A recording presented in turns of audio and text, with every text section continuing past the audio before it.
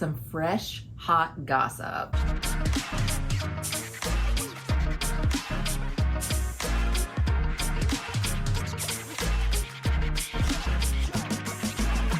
Hey guys, it's Jess from She's the Posh. Welcome back, and today I'm going to be sharing with you my opinion, and I need your opinion on whether, some of these reselling sites are suffering or in trouble. I make videos every Sunday, Wednesday, and Friday, so please remember to hit subscribe below and ring my bell so we can become best friends here on the internet. Okay guys, so I came across this Instagram post which inspired this whole video. So this was from the trendy thread. Shauna, she's one of my friends here that has a YouTube channel. She also does some reselling herself, so I will have her Instagram down below. But she had posted this and I found it very, very interesting because for months now I've been talking about how expensive the resale market has become. We all know how expensive regular retail has become, but in the secondhand market, especially vintage pieces and other things, crazy expensive on used and pre-loved pieces that have never been like that before. One of these brands that is in question is Fashionphile. So I used to buy Fashionphile all the time back in the good old days when they were first on eBay. I'm like an OG of Fashionphile. I also bought from their site. I love the fact when I was first starting out with luxury that they did the reserve program where you could do basically like a layaway system and I could make payments over time. I really love that they did that. Love the buyback program. So I used to buy like handbags, use them for like 6 months, buy them back, and then buy something else from them. Absolutely love them. However, in the past year, I understand like prices have to go up for things. Obviously, we're seeing that in the retail market, but Fashionphile's prices, as soon as they partnered with Neiman and Marcus, as soon as they partnered with them, prices got really, really expensive.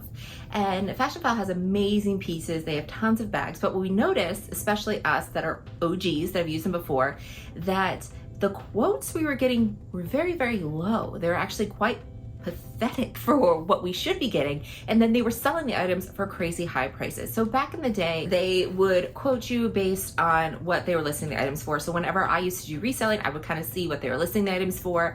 And I would see, I'm like, okay, so they're listing it for this.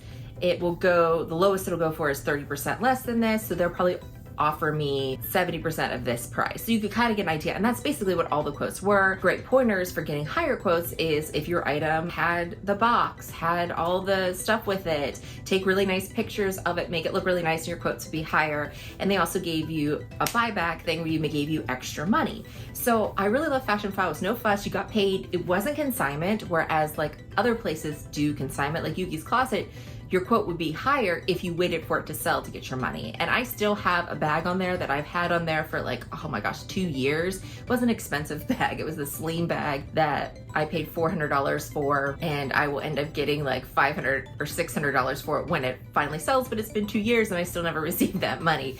So they have those ones, and then there's ones where like they would have offered me $300 for the bag had I just paid for it. So it's like, oh, I'll wait for consignment. But consignment sucks because you have to just wait for it to sell and it's just sitting there and you have no control over it or the prices. So Fashionphile was like the easiest way to do it. You sell it, get it out of there. I've tried Poshmark before, but Poshmark, you have to deal with like scammers and things on there. And Poshmark, they have to authenticate the piece, and sometimes it takes a while for them to get it, all this drama that's involved in it. And then the person could like claim something and return it. Whereas Fashionphile, you just know as soon as they get the piece, they're gonna send you the money.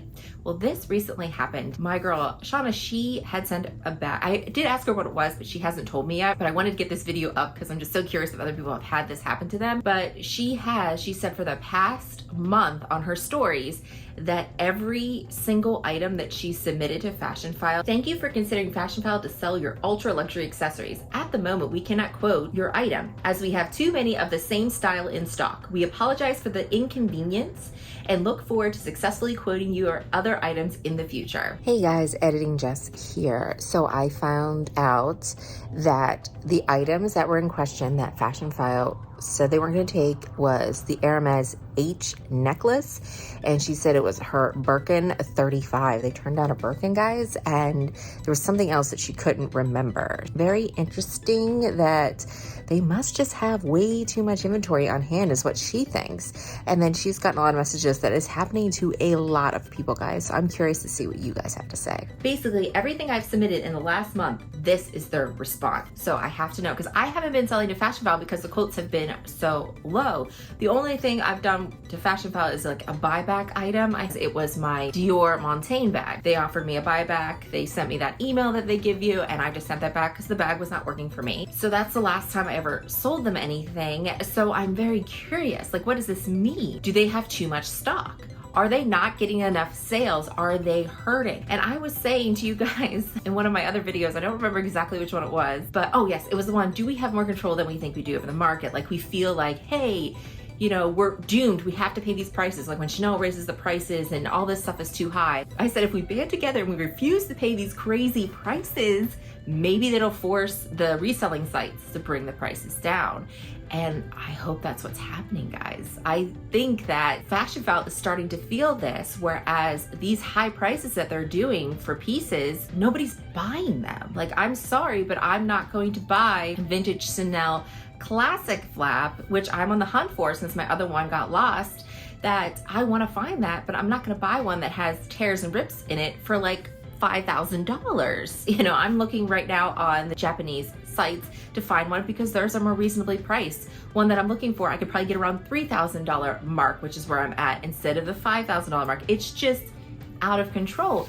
And then even some of the newer pieces that have come out, they mark them up. You can't get the pieces in store, but you can get on Fashionphile for like 40% more. I don't want to pay that 40% more. So luckily I have essays that I have relationships with. So now I'm able to get things easier, especially my Prada sparkly bag. I don't know if you can see it back there, but that one I was able to get. That's a rare bag, hard to get. However, I had a relationship with the sales associate and I was able to get it. Whereas if you look on Fashionphile, they're selling that for $2,800 and the retail is $1,800. So I'm curious how you feel about this. There are other sites out there that I always have listed down below, my recommended resale sites. Just because Fashionphile has a good name, Yuki's Closet has a good name, and Rebag, they have great names. However, their prices are terrible.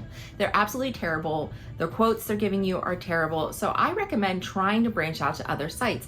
The reason they can charge those crazy prices is because they have our respect. They have their reputation that we know that it's going to be authentic, that they have all these things. But there's other brands out there that are cheaper, more affordable, but they don't have their huge reputation yet, but yet they have great pieces available. So I always have that list for you to try. And one of my favorite ones that I have been using and lucking out and scoring great no tax, no duties type of pieces is from the Luxury Closet. I've just been making out so well. I have recently purchased a piece that hasn't come in yet. Celine bag that's in like new condition. That is one of their basket bags that I'm going to use for my rental site. And I got a great deal on it where on Fashionphile selling it for retail in used condition.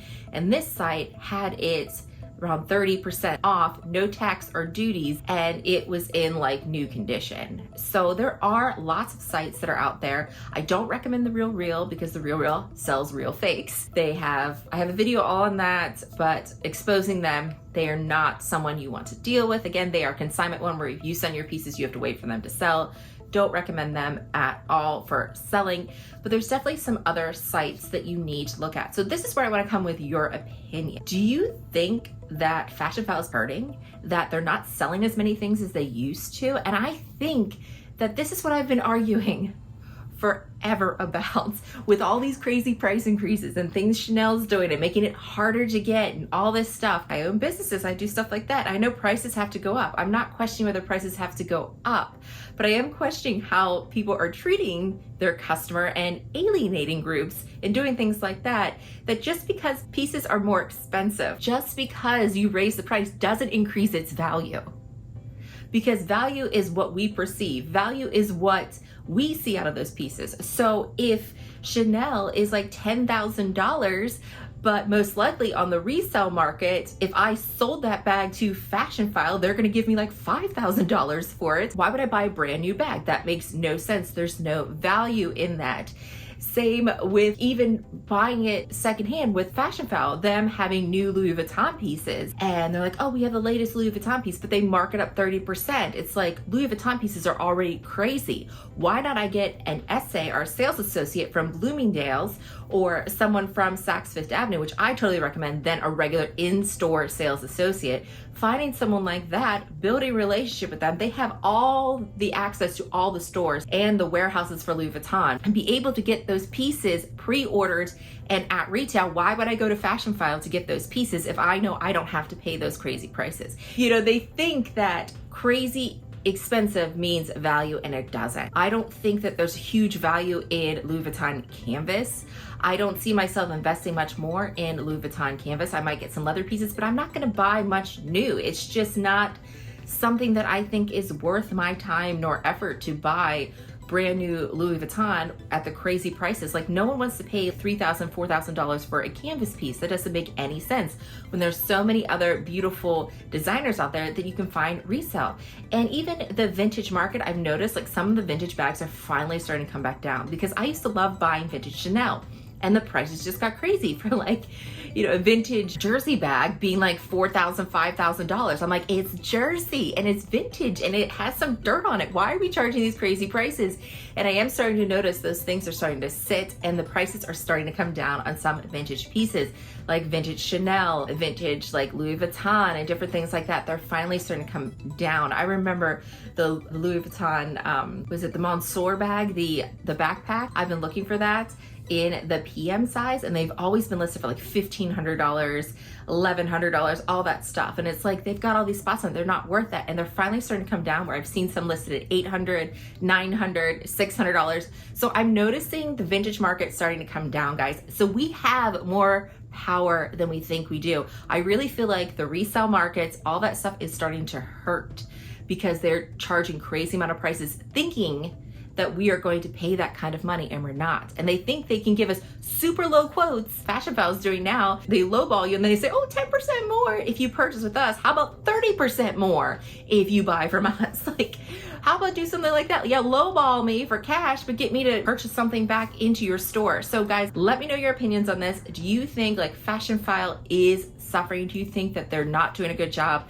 Because I've experienced like waiting a while to get a quote, but I've never had Fashionphile turn down any of my items. I've had low quotes and stuff like that, but I've never had them say, no, we are not interested in that piece, ever.